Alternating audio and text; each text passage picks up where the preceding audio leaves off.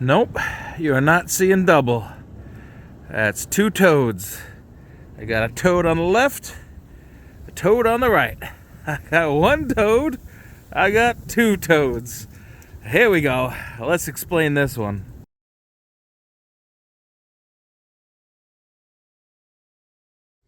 Hey, what's up guys? I'm Dan H and welcome to the project. So I'm here with Project Toad, and as you guys know, I got a little ding in this front fender. Let's see, I got some other issues I want to work with. Oh wait, no, it's this side. I got a little rust on the front door, and drag it down the place. Yeah, it's windy and cold. All right, and I got some crap going on here with the deck lid liftgate. The liftgate, yeah. So I was looking online for suitable replacement parts, and I happened on somebody parting out this guy, this Toad 2. Well, it was just too nice of a Jeep to part out, so I bought the whole thing. And after giving it a good once over, I don't even want to part this out. I'm gonna fix it. So I will take the fender and all the parts I need to make the perfect XJ out of the Toad, but I'm gonna put this back together and sell it. I'm gonna keep a Jeep alive. Instead of parting it out, I'm gonna save another XJ. So let's take a quick look at what's going on with this. All right, so here is the heart of the problem of Toad 2. I'm calling it Toad 2 because this is all gonna be on the Toad Project playlist. So we got an engine in here. It's low miles. The Carfax certified this thing as a 2-owner car and 130,000 miles, so that's pretty good. Unfortunately, it was decapitated. We have no head on Toad 2. I got the head. It is over here, but this is a non-tuppy head, and these heads are prone to crack between cylinder 3 and cylinder 4. So this Jeep, it was supposed to be a father-son project. I highly admire that, highly respect that, but it just never got off the ground because I think they took off the head. Maybe they were in too deep. Let this thing sit for 5 whole years, and that's when they decided to part it out. But I'm not gonna let that happen. I'm going to fix the head. So let's look at the head options. All right, here we go. This is the head that was included with the purchase. Right here we got, see if you can see it in here. It says WJ, so I believe this is a WJ head. It is still, where is the casting? Let me get in here. There it is. It's a 0331. Hard to see. It was painted. There it is. And most importantly, well, we're upside down, but it's Tuppy. T-U-P-Y. This is a factory Jeep Tuppy head from 02 to 06 for the TJs and the WJs. When they realized the XJ 0331 head was crap, XJs were discontinued. So they fixed the problem, or supposedly fixed the problem, with this this style 0331 Tuppy. That's how you know it's the better head of the 0331. It is stamped Tuppy. It is not the end-all be-all, but it is better. Now here is some leftover gaskets I have for the build. This is a 4.0 gasket, but it is not the head gasket I like to use, especially for the 2000 and 2001s. They get really hot up in there. So I might just get myself a heavy-duty set. But we'll talk about that later. Let me look at my other head I have for this. All right, here is another Tuppy head. There you go right there. It's a little crustier. Don't mind the wind, it's just a hurricane in February. But I'm gonna use this, I think, because this was running and driving in an XJ I took apart, and I know that this works, so maybe I'll use this. I think I'm leaning towards this. We'll see. So yeah, here is another Tuppy head. One more thing to show you. All right, here is my aftermarket Clearwater head. This is for Beach Jeep. Notice there is no Tuppy stamp whatsoever, but right here on the ridge there is a DH stamp. So I do believe that the 2-digit stamp is aftermarket. We all know the factory codes are stamped with 4 numbers, so These letters, something of an aftermarket. So once again, back to this head, and as you see, it's another 2-letter stamp. The first one is a D also, so that leads me to believe this is some kind of aftermarket head. I can't identify it. If you guys know, let me know, but I can't trust it. Never saw it run. It's off and it's rusting, so yep, that's that. Let's go back to the Jeep. All right, guys, so we discussed that this vehicle isn't going to get my best parts, but it is going to get my best work. I always put 110% to every build I do, so I'm going to make sure I get this head on good and right, and I'm also going to give this block a thorough cleaning. To help make this much more easier, to make it mow easy, I'm going to remove the header panel so I can get all up in there and do a very good job on it. So I'm gonna start this Toad 2 project, this little side project, by removing the header panel. All right, I got the cylinders soaked with a little bit of oil. I got some rags in the cylinders to keep it from rusting. Also got a nice tote cover and some bricks to keep the mice from making nests in my cylinders. Also, this is going to prevent any nuts and bolts from dropping into the engine. So yeah, that's protected. To remove the header panel, it's about 6, 1, 2, 3, 4, yep, 5, 6 little 10 millimeters at top. There you go. You can see them from the inside. Also, you're going to need to remove, where is it? It's, yeah, behind the headlight and this piece. So we're going to remove the grill and the headlight bezels to get to the 10 millimeters behind here. We also have to unplug the headlight harness, which is right here. And then this header panel is going to slide out and be out of our way. So cue the music now. Darling,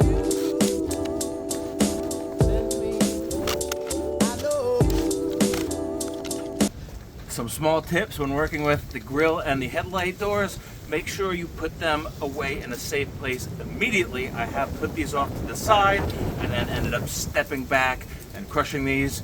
Don't want to do that. They're harder and harder to come by in decent shape these days, so put them right away and make sure you don't step on them. Darling.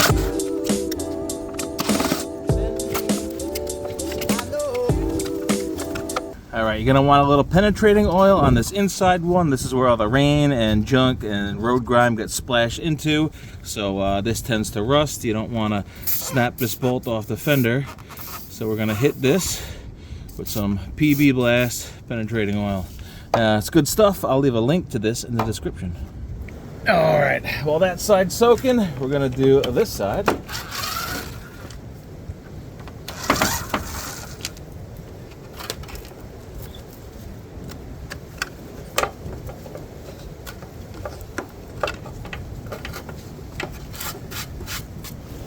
And we're gonna PB Blast this guy too. This one doesn't look that bad.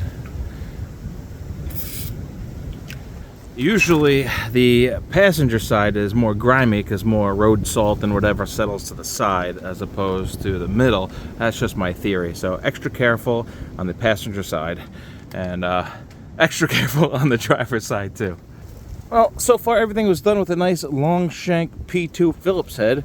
And the next thing we're going to do is go to a 10mm deep dish. I love XJs. They're just so simple. So here we go. These two tools and we'll be done. While the other side's soaking, we're going to get these top header panel bolts, 10mm.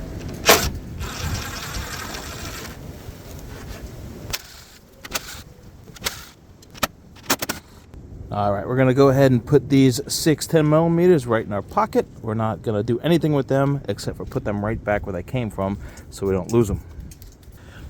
All right, I'm still pushing the limits of those front bolts soaking. In the meantime, I'm gonna disconnect the header panel harness, the whole headlight harness. Right here we got a safety lock. This is great. This could get a little crunchy from time to time. We're gonna just push and pull. I can't do it one-handed. Crap. Push the latch down and pull. There we go. Slide this plug right on through the bottom. And it won't get caught up when we get those other two bolts off. All right, I don't want to push it too much, but I want to try to increase my chances of removing this. So I got a medium-sized torch, and let's see if I can just apply a little bit of heat on this. I don't want to burn the fiberglass or the paint of the header panel, so just exercise caution when roasting. There's a little bit of heat. Shock it again with some PB blast. There we go. Sizzle a bit. Wipe off the char. You know how we do. Alright, I highly recommend an impact. It applies even torque on all 360 degrees. It's your best bet of not snapping this off. Just hit it gently and pray.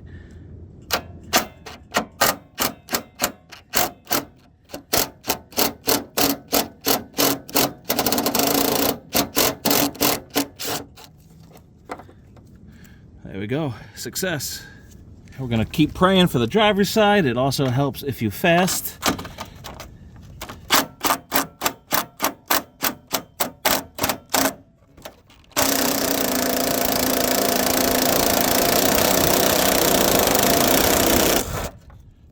Thank you, Jesus.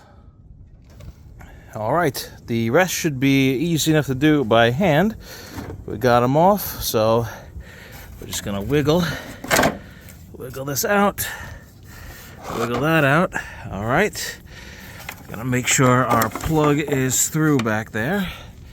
All right. Just give it a lift and a pull. There we go. Got it. All right. Got the header panel safely placed in the toad. And remember those 10 millimeters? Well, we're gonna put them back in their home. This is so we don't lose them. We know exactly where they go. Oop. All right, despite my natural tendencies of being a spaz, I got all the 10 millimeters back where they go. And this guy fell out of the header panel. This is great. This sits right on the valve cover bolt and it holds the heater core hoses. This is good to have. And look, it's got its magic little clip in there too. So this is definitely a keeper. Throw it in the parts pile. All right, I'm going to take off the radiator, take out the radiator, take off the radiator, radiator, whatever. This was done tremendously, so props to you, Brian. You removed the bolts in the radiator support bracket without snapping any off in the body. This is huge. I will not have to drill or tap. I love it. The only thing I got to do is pop off these 10 millimeters right here. And I'll get the bracket off the radiator. Radiator will just slide out of its nubs. The hoses have been cut, and I think he even supplied new hoses in the box. These are the little 10 millimeters that are on the rubber bushings.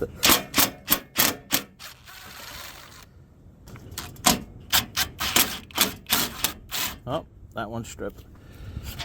Yep, right there. Pulled itself out of the rubber. So these bushings are held on by 8 millimeters. Yep, just as I thought, that broke off. All right, that was good. Now, these things are like 15 bucks on Amazon.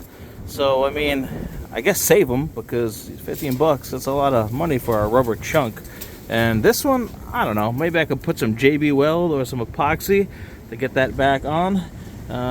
Make sure when you get the new radiator it comes with this top bracket. Some are blank, I've seen it, but you're going to want to make sure you get a radiator that's fully equipped, and they should come with new studs. You might even actually have to save these nuts because I'm not sure they all come with nuts, but they're small but they're common, so you could get these probably at your local hardware store or in a pile of nuts in your garage if you have nuts.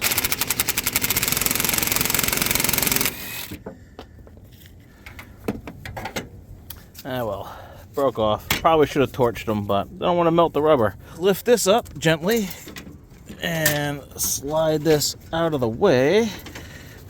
Make sure your AC, oh, look at that. AC is connected. Yeah, these little line tools are great. I can leave a link in the description for you if you want.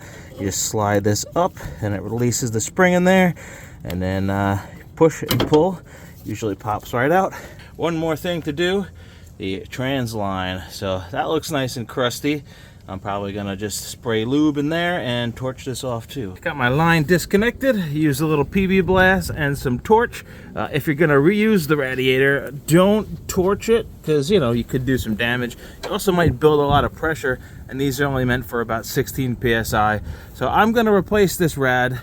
So I did some torchings, but do your best to not torch it if you're gonna reuse the rad. And of course, for this top trans line, a nice 3/4 wrench will do the job. Oh, are you kidding me? I got the bottom line too.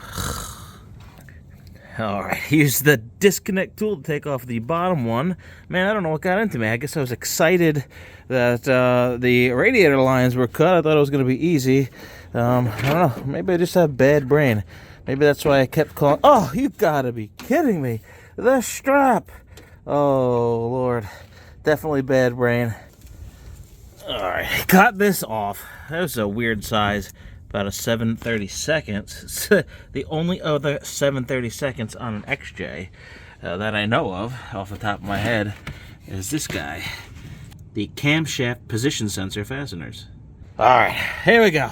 Taking this off. Make sure you keep the rubber feet that are on this guy. Those are hard to replace. Well, they used to not make any aftermarket ones. I think they're on Amazon now. But here's what they look like. These are nice and robust. These are not flattened, so these are definitely keepers. And speaking of keepers, I am getting a new radiator, but do not throw this out until you get the new one in. That is the rule. Who knows, you might not even get a new cap with your new one, especially with all this bracket nonsense I'm talking about. I think I'm gonna save this condenser.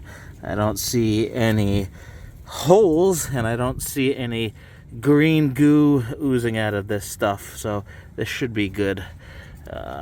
Yeah, good. Alright, don't forget to put these guys back on your fenders. Found a straggler in my pocket. Again, important ones you don't want to miss. Alright, there we go, guys. A nice unrestricted access to everything engine bay. And yeah, we'll get this baby going. And yeah, it's going to be a cool little build, little side project. And we're going to save another XJ. So this is pretty sweet. I love it. Huh. It's alright. It'll buff out. And alright guys, that's going to do it for the Toad 2 video. Got the header panel out of the way. I hope you enjoyed that. If you want to see a more detailed header panel video, I got one from Beach Street I filmed like 8 years ago. Oh my goodness, that is crazy. But yeah, you're going to have to take off your header panel if you want to remove your fenders. So hint, hint, we got a fender video coming up soon. And yeah, so we're done with this one. It's getting cold. Going in to drink some tea or coffee or hot cocoa. It is a drink. Hot cocoa is a drink. Hot cocoa is a drink. That's right, hot cocoa is a drink. Yay! That's right, hot cocoa is a drink. So that's going to do it for this video. Remember to check the description. I'll get links in there for all the stuff I used. And yeah, remember to like, subscribe, and I'll see you guys on the next project. Peace.